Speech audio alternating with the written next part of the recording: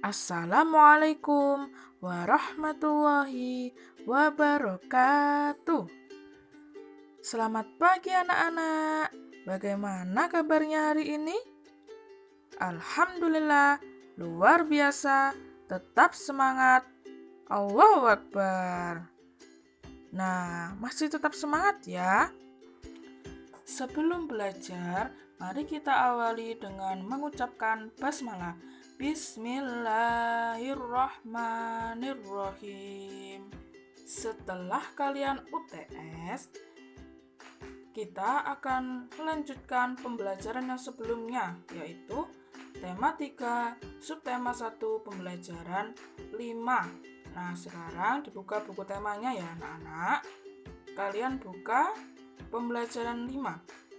Apakah masih ingat tentang benda di sekitar kita pada pembelajaran sebelumnya, anak-anak? Ya, tentu masih ingat ya. Benda yang ada di sekitar kita antara lain, yang ke-1, benda terbuat dari kayu. Yang kedua, ada benda terbuat dari kertas. Yang ketiga, ada benda terbuat dari plastik. Nah, pada pembelajaran 5 ini kalian akan belajar lagi benda yang terbuat dari kaca. Kemudian, benda terbuat dari logam dan benda terbuat dari karet. Sudah kalian buka ya? Pada pembelajaran 5, ayo kita membaca bersama-sama. Bahan untuk membuat benda tidak hanya berasal dari kayu, kertas, dan plastik. Perhatikan benda-benda yang ada di rumahmu. Benda yang kamu gunakan sehari-hari, adakah benda yang bukan berasal dari kayu, kertas, atau plastik? Ya, ada ya. Contohnya seperti tadi, ada benda yang terbuat dari kaca. Kemudian ada juga yang terbuat dari logam. Dan ada benda yang terbuat dari karet. Benda dari kaca. Ada benda-benda yang dibuat dari kaca. Benda tersebut adalah gelas, piring, mangkok, kacamata, akuarium, jendela, dan peralatan laboratorium. Nah, contoh benda ini semua adalah benda yang terbuat dari kaca. Kaca memiliki sifat kedap air dan tembus cahaya. Oleh karena itu, kaca digunakan untuk membuat benda yang tahan air. Yang selanjutnya, benda dari logam. Coba amati benda yang ada di rumahmu. Pasti ada ya anak-anak. Adakah benda yang dibuat dari logam? Contohnya apa? Contohnya adalah panci. Panci itu terbuat dari logam.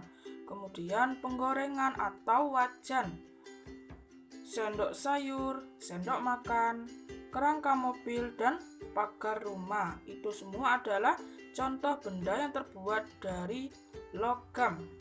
Nah, di sini juga ada lagi contohnya yaitu uang koin. Nah, uang koin itu terbuat dari logam juga.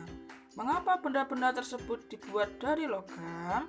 Karena logam memiliki sifat kuat, dapat dibentuk dan penghantar panas yang baik. Nah, kenapa kok logam disebut penghantar panas yang baik?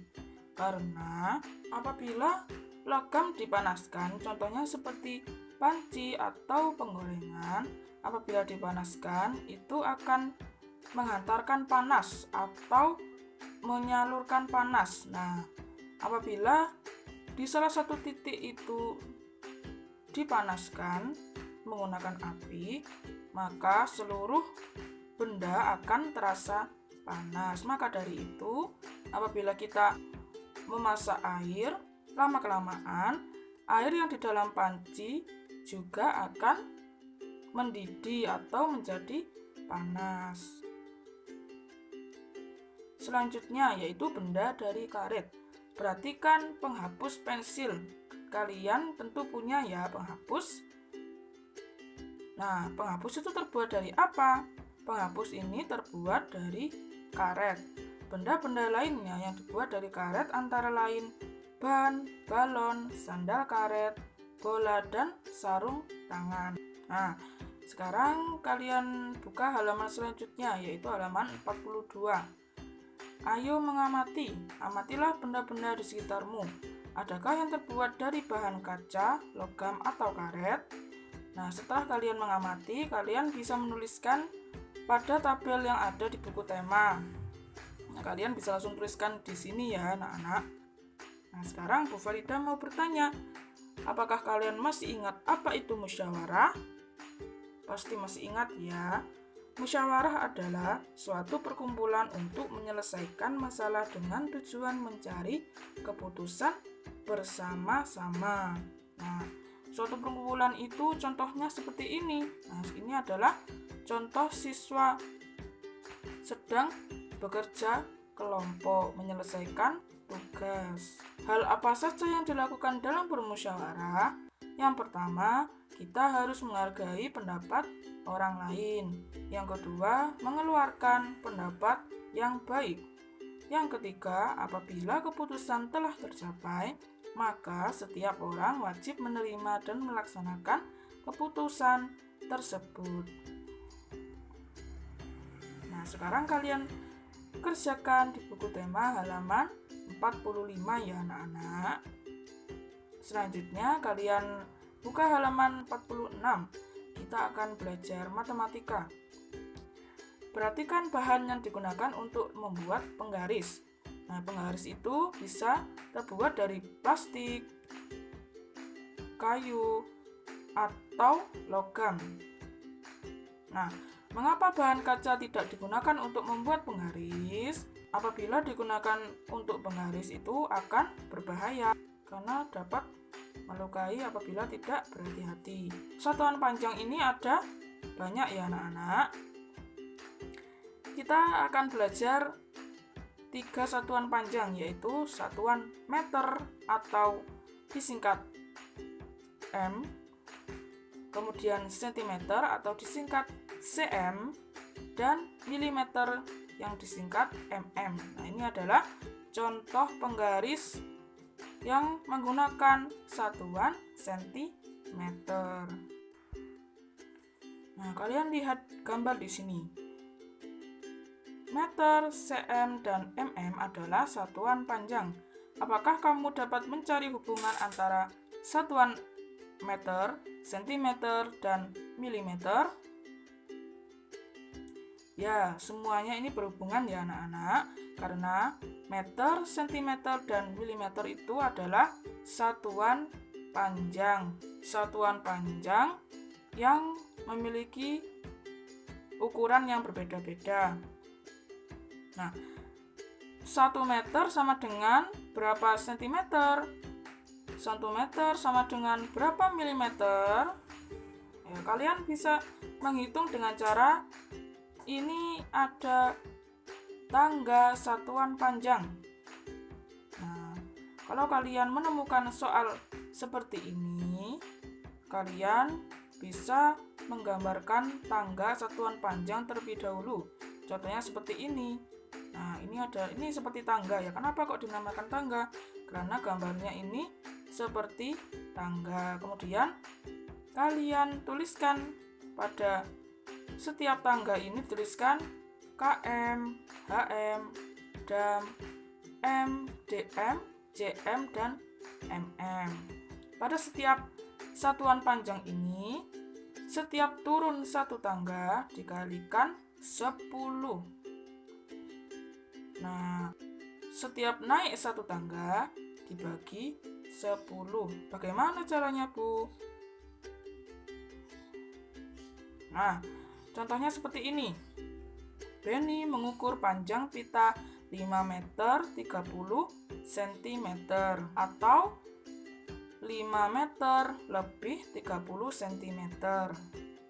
Berapa panjang pita dalam satuan sentimeter? Nah, di sini kan sudah diketahui 5 meter dan 30 cm. Nah, kita akan mencari satuan apa? Satuan sentimeter. Nah, ini adalah soalnya kita disuruh mencari satuan sentimeter. Nah, apa yang diubah? Yang diubah berarti yang angka 5 meter. 5 meter ini ya anak-anak. 5 meter ini diubah menjadi sentimeter menjadi berapa? Nah, kita lihat di tangga sini. Kalian buat tangga satuan panjang dahulu. Nah, 5 meter ada di sini meter. Nah, kita ke sentimeter. Sentimeter berarti turun 2 tangga. Nah, turun 2 tangga. 1, 2. Nah, kalau 2 berarti 100. Berarti kalau meter turun ke sentimeter itu dikalikan 100. Jadi 5 meter sama dengan 500 cm. Kemudian 5 meter 30 cm sama dengan 500 cm ditambah 30 cm sama dengan 530 cm. Jadi panjang pita adalah 530 cm. Nah, sekarang coba kalian kerjakan di halaman 48 ya anak-anak. Ayo berlatih, ubahlah sesuai satuan yang diminta. Nah, di sini ada 10 soal. Kalian disuruh mengubah satuan sesuai soal. Coba kita kerjakan nomor 1 ya anak-anak.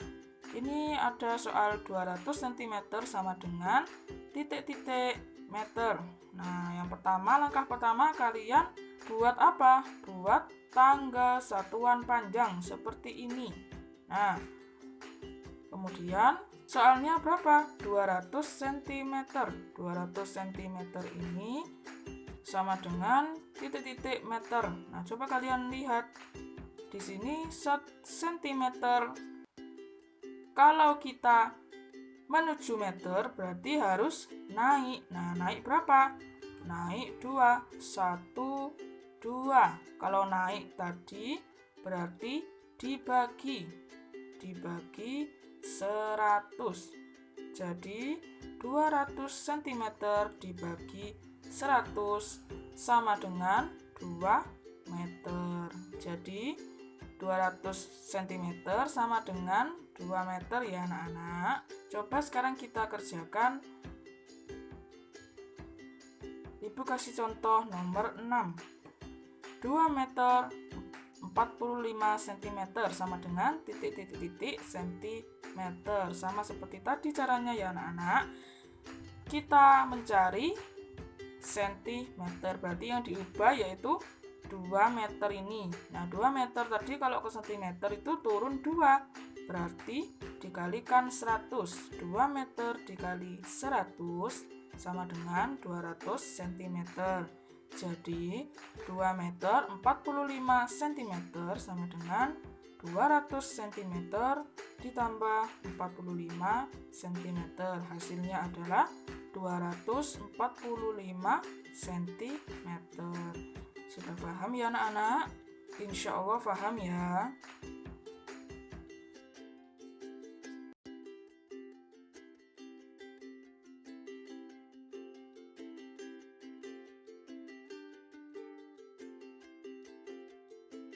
Sudah selesai pembelajaran kita hari ini. Kita akhiri dengan mengucapkan hamdalah.